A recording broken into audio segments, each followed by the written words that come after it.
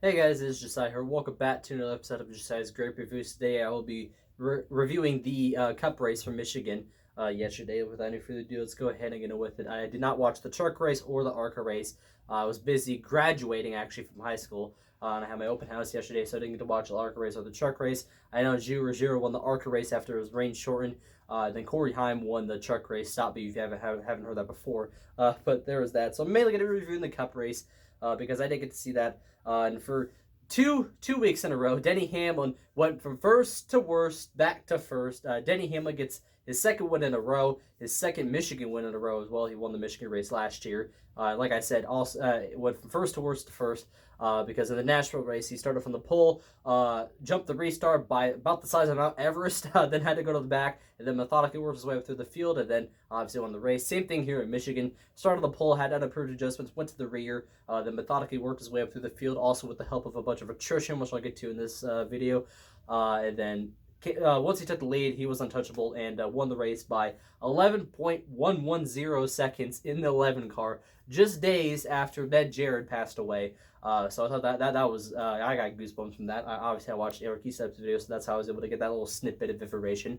But obviously RIP Ned Jarrett. Ned Jarrett was a two-time champion, and then obviously renowned NASCAR broadcaster as well. Infamously covered his son winning the 1993 Daytona 500, his first of three Daytona 500s, holding off Dale on her, the Dale and Dale show. One of my favorite calls in NASCAR history. Ned Jarrett will be missed by everybody. So that was a certain tribute to Ned Jarrett. Also, we had a very good tribute to Kyle Busch. Obviously, with this win, Denny Hamlin tied Kyle Busch for ninth on the all-time wins list with 63 wins apiece. Good grief, I can't get things correctly here. Sorry about that. 63 wins apiece. They had a little good flag there showing the number one, the decal for Denny Hamlin's car number, and then they showed the little 8 right there for 18. Pretty good flag, touching tribute there, similar to when Jeff Gordon tied Dale Earnhardt in wins. They had the number 3 flag when Jeff Gordon won at Phoenix, and there was that touching tribute. Similar thing here. So touching tribute, again, emotional win for Denny Hamlin. Good win for him. Again, I think his third one of the season, establishing himself as a true title contender yet again. Denny Hamlin doing this at age, 45, 46 or something like that. I think he's older than that. I don't know. But he's in his 40s. He's made it known that actually next year will be his final year, which I actually didn't know that. I must have missed that or went over that. I thought it was like rumors, but I guess it is official that next year will be his final season. So, again, another good shot at the championship. Let's see how this one goes for him.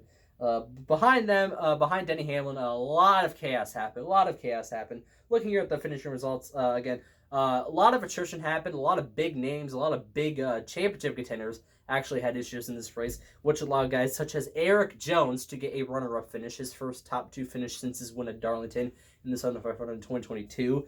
Good moment for the Michigan-born driver. For a brief shining moment, almost won stage 2, tracked down Chase Elliott almost, but came up short there and had a second place finish here today. Good moment for him. Bubba Wallace came home in third, a much needed third for Bubba Wallace. The last month was absolutely atrocious for Bubba Wallace. I think his only good highlight from May was a top 10 at Texas. Other than that, I think he had finishes outside the top 20 in every single other race. So much needed top 5. Not really big surprise. Bubba Wallace, this is one of his best tracks, and I actually picked him to win. He was a contention, never was a true winning car, but was in the mix, somewhat in the mix late, and got a 3rd place finish. Kyle Larson, a quiet 4th place finish, also was up there a little bit. Kind of fell back, then made his way back up and got to 4th place. Carson Hocevar, another Michigan-born driver, finishes 5th. He gets credit for the fastest lap, so congrats to him. Again, also Michigan-born driver, so 2 Michigan-born drivers inside the top 5. The one missing there was Brad Keselowski. I'll get to him later on, but he had some issues. Carson Hocevar actually also had some issues. One of the big highlights in the race came on a restart lap 83 or 84. Inside lane kind of got jumbled up, and Carson Hocevar tried to make a dairy move. He got into the back of John Hunter Nemechek. He spun around and collected a bunch of guys. Ty Gibbs, Denny Hamlin, actually the race winner, was collected, but obviously he was able to, continue and obviously win the race. Tyler Reddick, the big name, he got taken out. He was originally fine, but then he got hit into by Austin Dillon, and then that did him in and gave him his first DNF of the season. So tough break for Tyler Reddick, who came in with a pretty healthy points lead, and now it has shrunk to, I believe, 51. Now the Denny Hamlin won, so regular season championship not over. We got ourselves a fight for the regular season title between Tyler Reddick and Denny Hamlin. 6th place, Daniel Suarez, 2 top 10s 2 top 6s for Aspire. For a brief shining moment, I thought Daniel Suarez, when he took the lead with like 30 or 40 to go, I thought he was going to actually get his second win of the season. But once Denny Hamlin got by, he was untouchable. Suarez kind of lurked around that 2nd to 6th place spot and got a 6th place finish. Joe Logano, 7th place, had probably one of his best races of the season, which is kind of sad because Logano has had a very underwhelming season. As of now, I think he's 3 points below the cut line, so he's going to need some more help to get into the top 16 and then try and get into the playoffs. But a 7th place finish, good solid momentum to hopefully help him carry into the next couple weeks, hopefully. Ryan Blaney, his team right behind him in 8th, also a quiet day for him. Chris Buescher, who's always pretty fast here in Michigan, finished 9th, had some issue with the front hood. Hood pins came undone, so they had to fix that. Came through to get a top 10. Chase Briscoe, also quiet day for him. He gets 10th. Some other notable highlights, Cole Custer gets 12th, which is pretty good for that team considering Haas Factor Racing in 2026. Riley Earps was up inside the top 10, top 5, got some stage points pretty much all day long. He's finally starting to do good. Unfortunately, this is kind of a lame duck run now because obviously it's now known that he will not be returning to 2311 Racing in 2026. Corey Heim will officially finally be full-time for 2311 Racing in 2027. So he's making the most of it, though. So good solid run for him, 13th. Nemechek, 14th. Again, he was involved in the host of our big restart wreck. Trackhouse Racing was awful today, or not today, yesterday. Ross Chastain, 16th. He almost went a lap down. Then got to 3rd late in the race, but took 2 tires, I believe. Kind of fell back and ended up finishing in 16th. AJ Allmendinger, 17th. He spun in the race, but came back to finish 17th. William Byron was up there leading late, but also took 2 tires and fell back, way back to 18th. Alex Bowman just had a quiet day. I don't know if he was involved in a wreck or whatnot, but he finished 19th. Austin Hill, top 20. JJ Yeley, a lap down in 21st. Took advantage of some attrition to get some time inside the top 20 and finished at 21st. Ty Gibbs, I think he was the first car to DNF. He finishes 25th. Again, had a fast car at the end of stage 1. The pit stops, the pinball happened and he got some damage, and then that kind of sent a downward spiral towards his day, and then I think he was involved in another wreck, and then a couple wrecks, and then went to the garage and finished 25th. Michael McDowell, 26, Gregson, Priest, Stenhouse, SVG. Those guys were all involved in, I think, the last caution towards the end of the race, about 35-40 to go. I think it was Ryan Priest who, I think he got turned or something, and then Stenhouse and McDowell, and then other guys kind of piled in. So most, if not all, those guys kind of DNF. They were kind of running in the back anyways. Again, another Trackhouse car, SVG, 30th. Trackhouse, again, awful. I might as well mention the other Trackhouse name, Connor Zilish. 3rd straight race where he finished dead last. Didn't even see the end of stage 1 in all 3 of those races.